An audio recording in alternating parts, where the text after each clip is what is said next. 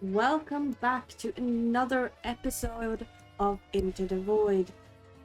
Now, I'm not late. You're late, actually. I was not shiny hunting till 4 a.m. in the morning multiple times again. You what?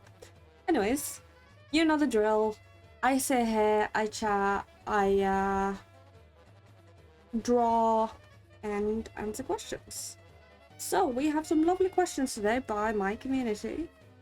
One which is, who do you think the knight is in Deltarune? I bet on the cursed objects, social amalgamations, death theory, and second pick would be Chester. Third pick would be Papyrus Knight, obviously. A lot of people really like Papyrus Knight. I don't get it. I'm not personally someone who's ever felt like Papyrus Knight was viable to an extent. It doesn't make sense, but I'm curious. If you were like a Papyrus Knight enthusiast, could you explain why that's your like pick for the night? Because I'm genuinely curious, like what y'all's thoughts are on those. Mine, I have been an avid death theory since the beginning. I don't exactly remember why, but there was this one theory that was just really fucking good that explained it. And Des has always been a character that we don't know much about. But with Chris becoming more and more apparent as someone who is fighting on not our side completely, I have liked the thought that they have a hand in what is going on.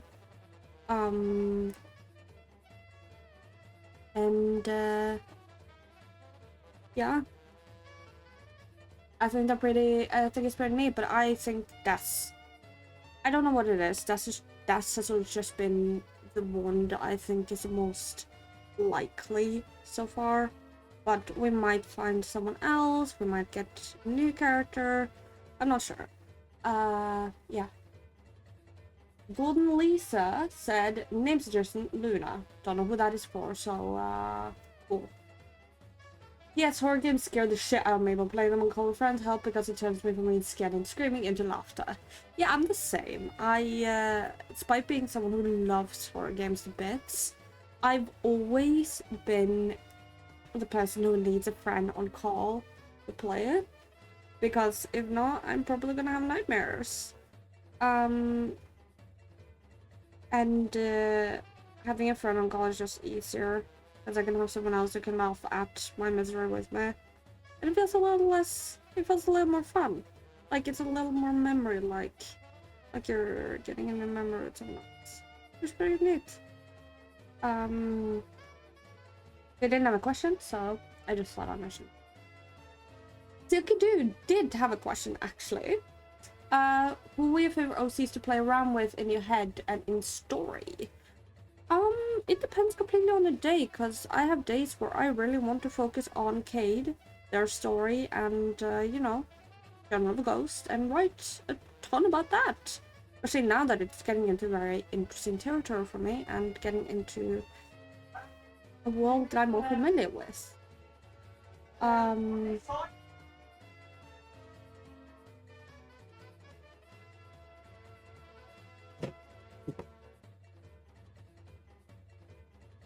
Sorry about that. But because it's getting into a world that I'm more familiar with compared to Cade early on being with Rem and everything, I feel like I have more leeway to explore the different parts of the world. I'm not super chained down. So, yeah. But I also have some times where if I'm in a very zombie-esque mood, I will write fish stuff and just kind of vibe with them for a bit. But it truly depends on my mood. I think generally it's Cade, and when it's not Cade, it is most likely just another OC that I either have had in my head or just someone who I want to kind of give more lore to. Yeah. I'm curious how your writing process looks like on Pile of Bread. Like, how do you plan your work, and what do you do when getting stuck on a part of the story or while writing dialogue? Ooh, that's an interesting one. My process with writing has always been to sort of have it in my head a couple of nights, lay in bed, kind of just let the story feel like it's flowing, and envision the path that I think I would most naturally take. I have many times gotten stuck on writing, like, dialogue, what feels better, what is more in character, and I'm always scared that my dialogue isn't going to feel very much in character for the people that I'm writing about. So I kind of let it sit there and simmer for a bit before I try and write it down. Now, the writing process itself is kind of just me writing down with a general mindset of where I want the story to go, what I want the person to feel, and what I want to happen. Sometimes it can be that I just kind of sit down and just write and let the scenario build itself, whilst other times I'm kind of just stuck and just don't really know what to write. To where I just kind of let it be. For me, writing hasn't ever been something I've rushed. I used to actually have rushed writing, because when I had the project with Skull and Sins Skulls, or whatever it's called, I rushed out a lot of the writing because I needed to keep up my schedule. But at some point I just realized, fuck, this isn't actually fun. I'm not having fun with this. Why would I write a story that I'm not actually having fun with? And I kind of let it go and wrote whenever I felt like it, which improved how I felt a lot. Not only about the story itself, but about where I wanted to take it. If I ever get stuck, I will likely just not write, because I don't see a point in making something that is just, you know, a small hobby into something serious. It is not serious for me, and that's probably never going to be, and I'm okay with that. I do have minor plans for the world that I'm creating, minor things, of course, things that I want to happen in said world, but it's always growing and becoming its own thing more and more as I write the stories that I do, and it's very interconnected. Some people might not be aware of this, but it's actually a multiverse where Fish's reality is different from Kate's, but they intertwine and connect in the multiverse. And then we have people like Callahan, who is another reality that is again intertwined and connected to Kate's world.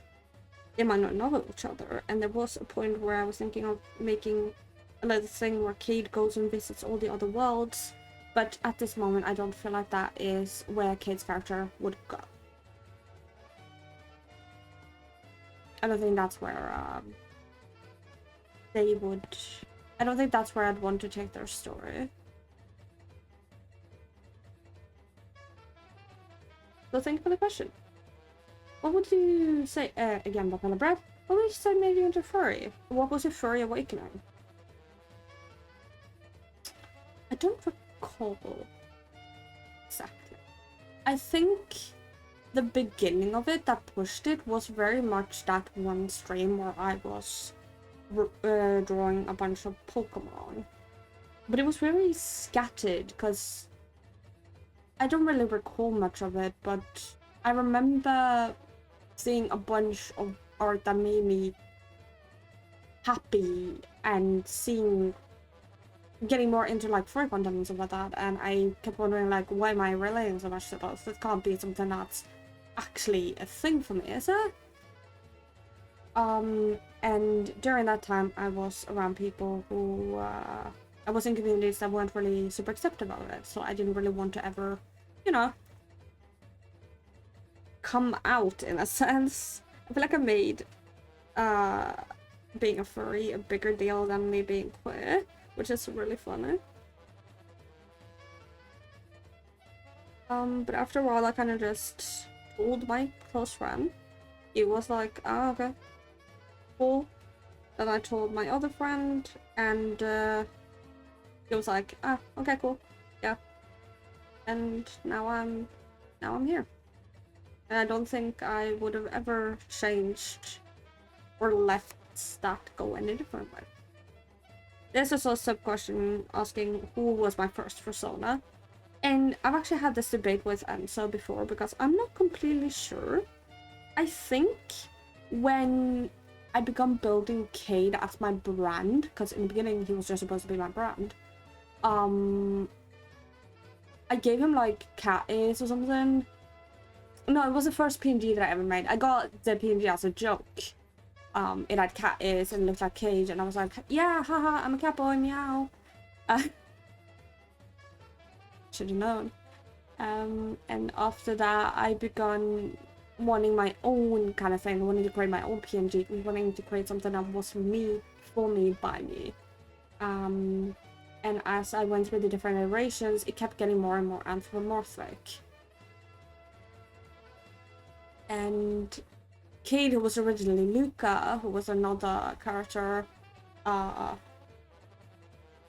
kinda, its entire lore became kinda that it was avoiding, and you know, all of that sort of thing kept happening, and I kind of realized I might be a bit of a furry. I might be a tiny bit of a furry. God fucking damn it. Which is funny to think of in retrospective because I didn't ever think... I knew of furries before that. My cousin's friend was a furry, and I don't know if I've told this story on video before, but when we were hanging out when I was younger, I kept hanging around with them because I didn't really have any friends.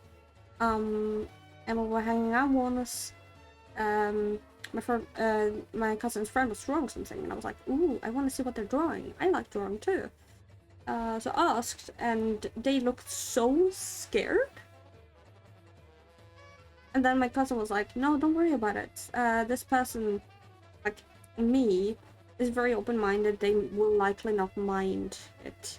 And then the person just explained to me that they are a furry and they like drawing furry animals and stuff. And I was like, dope, I want to see. I was like, hell yeah, I am actually so curious. What the heck? And they showed me and everything, and it was a really wholesome moment.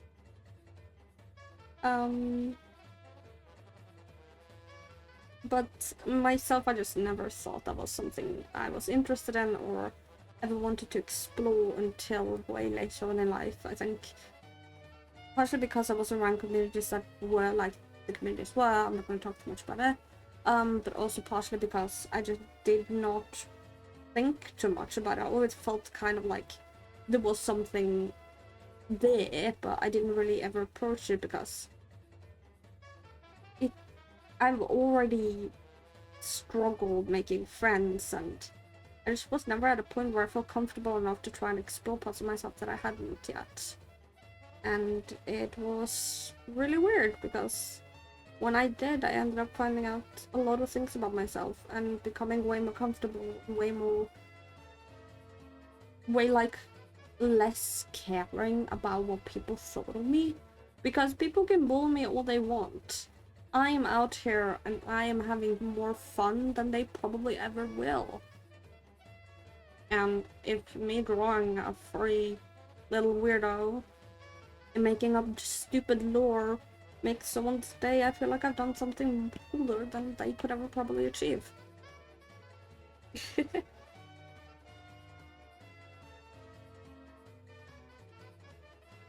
Well, it's pretty dope.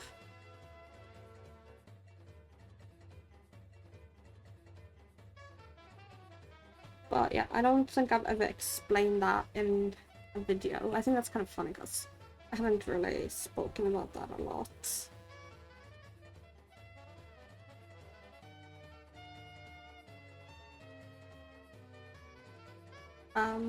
Let me know your furry awakening. Like, who was it that made you realize, oh fuck, I'm a furry?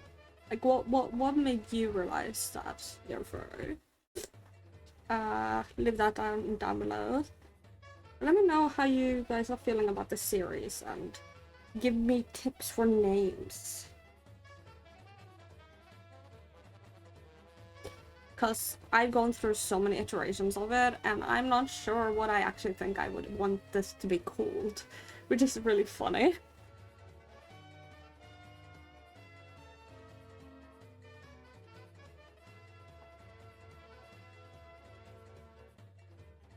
There are no more questions, and I'm at 15 minutes, so I think that's gonna be it. I just realized my fucking thing isn't...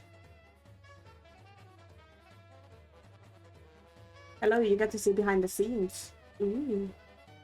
So, I hope you enjoy. There's Kate's rap. And yeah, have an amazing day. An amazing day, night, evening, or whatever. Also thank you for making my comfort video go so high. I thought about making another one because it made me very happy. I've always liked to do those comfort videos, but I don't want people to like get parasocial about it because, you know, I'm one person. I have my own shit. I have a bunch of trauma and shit that I need to figure out. I don't want someone else to be dependent on me in any sense. Because one, that's fucking weird of me. Two, you know, I can't take care of everyone else around me. I need to take care of myself. So yeah, have a good day.